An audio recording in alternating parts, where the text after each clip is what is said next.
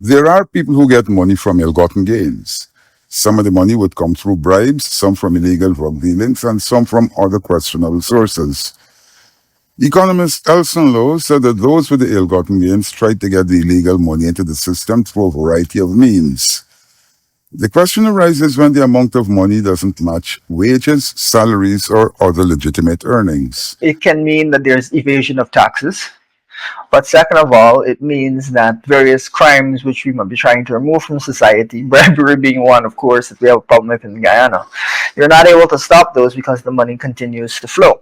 If you can clamp down on people's ability to hide those gains, they have an incentive not to be involved in that kind of activity because they'll likely get caught. In Guyana, crimes like insider trading are almost unheard of. On the one hand, bribery, of course, means that you're getting poor quality works or services, or people are escaping, are using bribes to escape culpability in the law.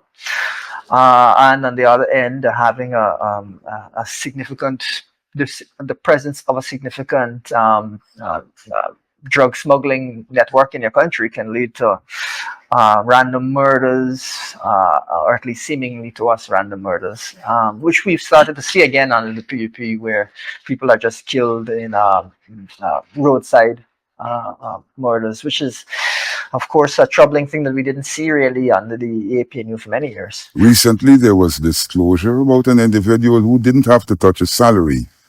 This is a claim made by Assistant Police Commissioner Carlton Brutus. Public officials, especially senior public officials, are what we call politically exposed persons. PEPs. This is under the money laundering legislation. And this is the designation internationally. And what that means is there should be additional scrutiny of those individuals as they have power or leverage within the institution, government institutions, to provide favors, to change things in favor of certain people, and therefore they could be provided with bribes and so on. So that is one of the reasons that there's additional scrutiny on them. The flag went up in the Brutus case after large sums were discovered in his bank account. Low said that this shouldn't have happened when it did. Further, Brutus was allowed to establish a business while operating as a full-time public servant.